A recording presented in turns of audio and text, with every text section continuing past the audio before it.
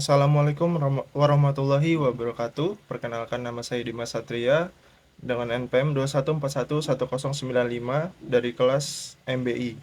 Di sini saya akan menjelaskan mengenai Communication Telepon System dari mata kuliah Dasar Sistem Telekomunikasi oleh dosen pengampu Bapak Hernando Rizky Dalimunte, STMT. Di sini tujuan pembelajarannya diantaranya mampu mengetahui bagian-bagian sistem komunikasi telepon dan mampu mengetahui bagaimana sistem telepon berkomunikasi. Kita masuk dalam definisi, yaitu sistem telepon komunikasi adalah jaringan perangkat yang saling berhubungan yang memungkinkan pengguna untuk berkomunikasi satu sama lain melalui transmisi suara atau data. Biasanya terdiri dari kantor pusat CO yang terhubung ke perangkat atau perangkat telepon individual melalui jaringan kabel saklar dan kabel saklar yang kompleks. Sistem ini memungkinkan pengguna untuk melakukan dan menerima panggilan suara, mengirim dan menerima data, serta mengakses berbagai layanan seperti pesan suara, panggilan tunggu, dan ID penelpon. Sistem telepon komunikasi juga berkembang seiring berjalannya waktu dari sistem analog awal hingga sistem digital modern dan sistem VoIP, Voice over Internet Protocol, yang menawarkan peningkatan kualitas suara, keandalan, dan fungsionalitas. Selanjutnya, konsep sistem telepon. Yang pertama ada PSTN, Public Switch Telephone Network, yaitu jaringan telepon umum yang menghubungkan berbagai perangkat telepon. Yang kedua, ada perangkat telepon. Central Office atau CO, pusat jaringan telepon yang mengelola bagian tagihan dan layanan lainnya. Selanjutnya ada trunk atau S1, yaitu hubungan koneksi antar CO, local loop, yaitu koneksi kabel dari CO ke rumah atau kantor. Selanjutnya ada switch, perangkat yang mengalihkan panggilan ke tujuan yang benar, menggunakan teknologi elektronik modern untuk meningkatkan keandalan dan efisiensi. Selanjutnya yang ketiga, distribution network, jaringan distribusi yang menghubungkan CO ke perangkat telepon rumah atau kantor, umumnya menggunakan kabel dan MDF, main distribution frame, di mana sistem telepon telah berkembang pesat dengan adopsi teknologi digital. Switch digital menawarkan keandalan, efisiensi, dan fitur yang lebih baik. Jaringan telepon modern mendukung berbagai layanan komunikasi seperti telepon, internet, dan data. Selanjutnya, diagram yang saya tunjukkan ini menunjukkan komponen telepon dasar dan sambungannya. Yang pertama, ada 4 unit, yaitu ponsel ini dapat dirakit hanya dengan 4 unit, yaitu ada bell, berfungsi untuk berdering untuk mengumumkan panggilan masuk. Yang kedua ada saklar kait, mengontrol aliran arus ke sirkuit. Yang ketiga ada papan tombol, memungkinkan pengguna memanggil nomor. Dan yang komponen yang keempat yaitu sirkuit ucapan, yaitu berfungsi sebagai memproses sinyal audio untuk berbicara dan mendengarkan. Kedua, papan tombol modern. Papan tombol modern menggunakan istilah panggilan nada ganda DTMF yang memungkinkan pengguna memasukkan nomor dengan berbagai nada. Selanjutnya yang ketiga, sirkuit pidato, menyesuaikan tingkat suara dan negosiasi mikrofon dan speaker untuk memastikan komunikasi audio yang lebih jernih. Diagram ini menunjukkan aliran sinyal melalui masing-masing komponen, menunjukkan fungsi dasar telepon. Selanjutnya, sistem telepon, baik kabel maupun nirkabel, telah berkembang pesat. Mari kita bahas beberapa jenis yang umum dijumpai. Yang pertama ada sistem telepon analog. Hal ini adalah jenis sistem telepon yang paling lama. Sistem ini menggunakan sinyal analog untuk mentransmisikan suara. Yang kedua ada sistem telepon digital. Sistem ini menggunakan sinyal digital untuk mentransmisikan suara. Sistem ini umumnya menawarkan kualitas suara yang lebih baik dibandingkan dengan sistem analog. Yang ketiga ada sistem telepon seluler. Sistem ini menggunakan jaringan seluler untuk mentransmisikan suara. Sistem ini juga memungkinkan pengguna untuk membuat dan menerima panggilan dari lokasi manapun di dunia. Selanjutnya Sistem telepon analog merupakan sistem telepon pertama yang ada di dunia. Sampai saat ini masih banyak negara yang menggunakan sistem ini. Namun, seiring berjalannya waktu, sistem ini akan digantikan oleh sistem digital karena semakin efisien. Lalu, apa saja komponen dalam sistem telepon analog? Yang pertama ada mikrofon, yaitu alat yang mengubah suara kita menjadi sinyal listrik. Yang kedua ada receiver, yaitu alat yang mengubah sinyal listrik kembali menjadi suara. Yang ketiga ada sistem transmisi, yaitu sistem yang mengirimkan sinyal listrik dari mikrofon ke receiver. Yang keempat ada sistem switching atau signaling, yaitu sistem yang mengatur koneksi telepon dan mengirimkan informasi penting seperti nomor telepon. Oke, selanjutnya kita akan membahas tentang komponen dan cara kerja sistem telepon. Sistem telepon terdiri dari dua bagian utama. Yang pertama, sistem transmisi. Fungsinya untuk mengirimkan sinyal suara dari satu titik ke titik lainnya. Cara kerjanya, sinyal suara diubah menjadi sinyal elektronik. Sinyal elektronik ini kemudian dikirim melalui kabel atau jaringan nirkabel. Sinyal diterima di titik tujuan dan diubah kembali menjadi sinyal suara. Yang kedua, sistem signaling atau switching.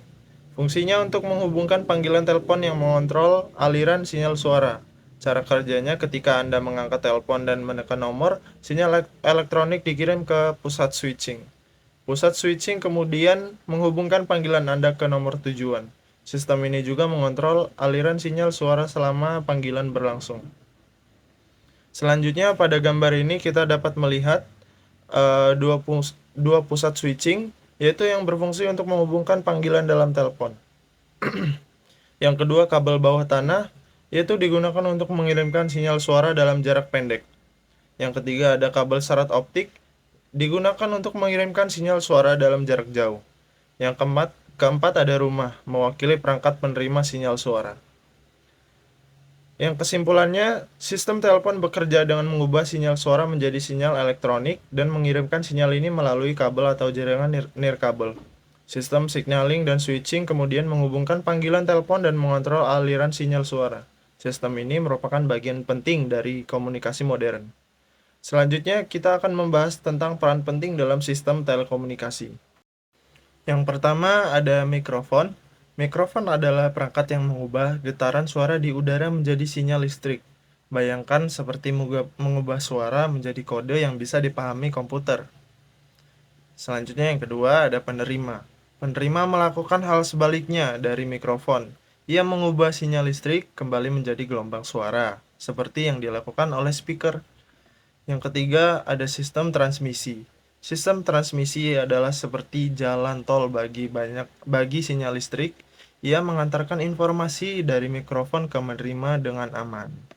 Dan yang keempat, ada sistem penghubung dan pengaturan sistem ini mengatur lalu lintas sinyal. Ia memastikan semua komponen terhubung dengan benar dan sinyal sampai ke tujuan dengan lancar. Singkatnya, sistem telekomunikasi menggunakan berbagai peran untuk mengirimkan informasi suara dari satu tempat ke tempat lain. Mikrofon mengubah suara menjadi sinyal, penerima mengubahnya kembali, sistem transmisi mengantarkannya, dan sistem penghubung memastikan semuanya berjalan lancar. Selanjutnya, ada sistem telepon digital.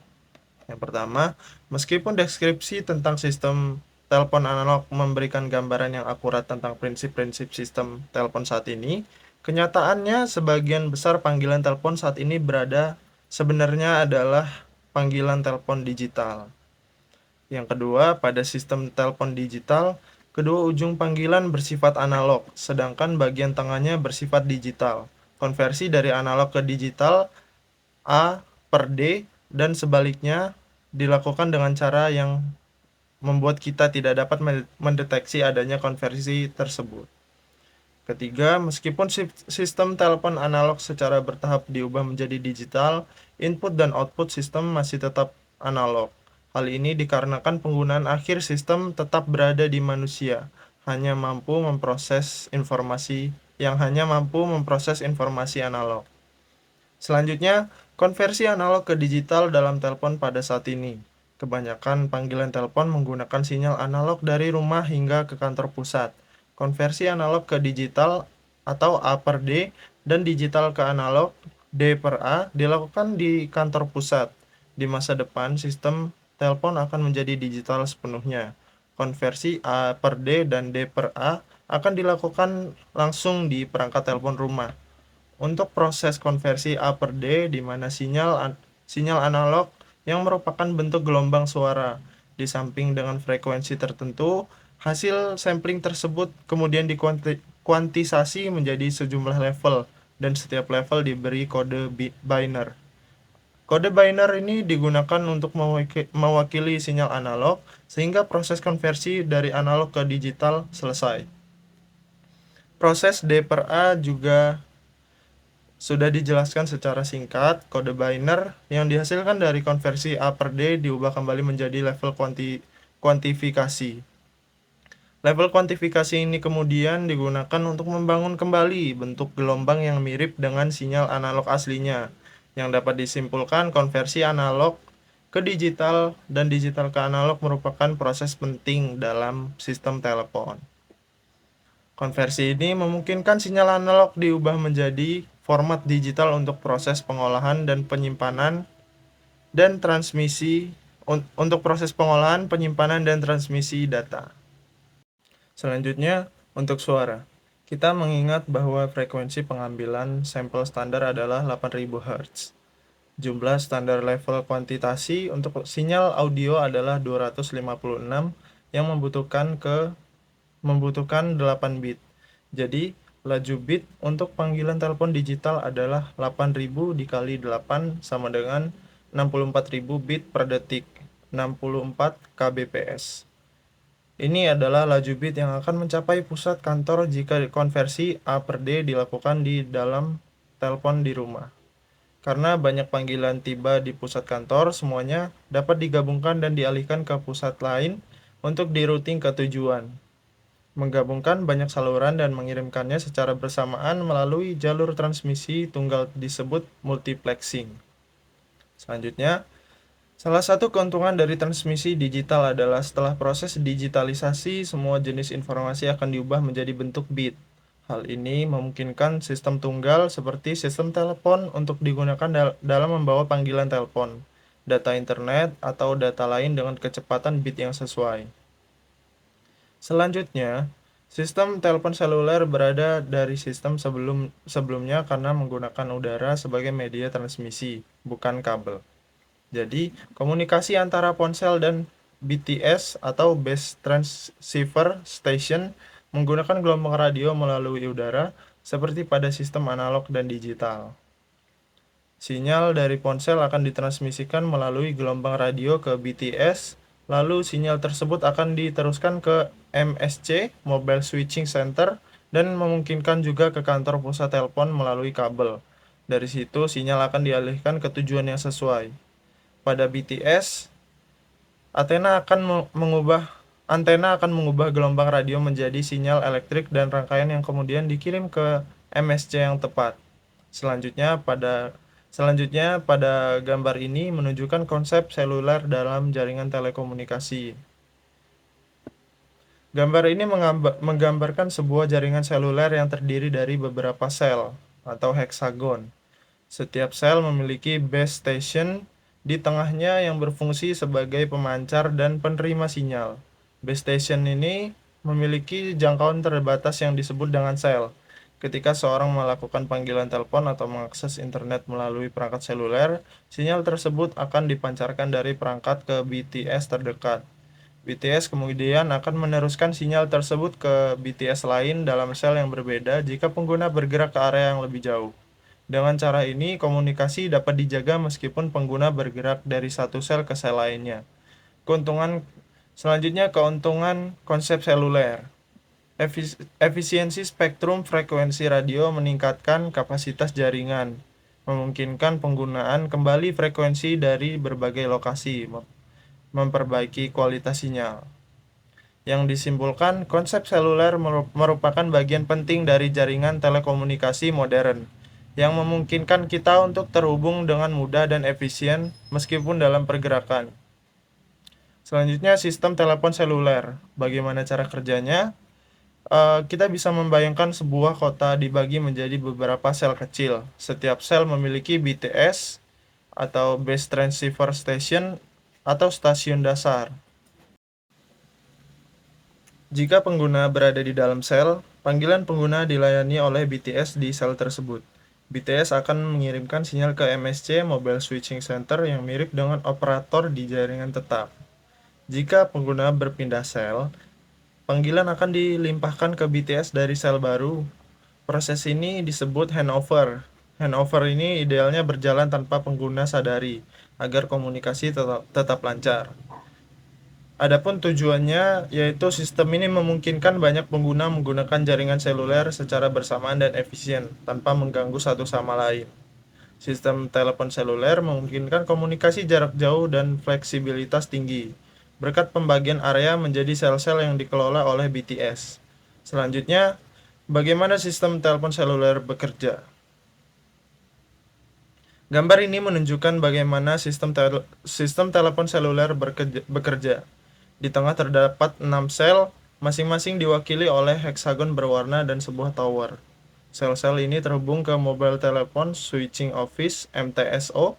MTSO bertugas sebagai pusat kontrol untuk semua sel dan menghubungkan panggilan telepon seluler ke jaringan telepon tetap melalui Public Switched Telephone Network (PTSN).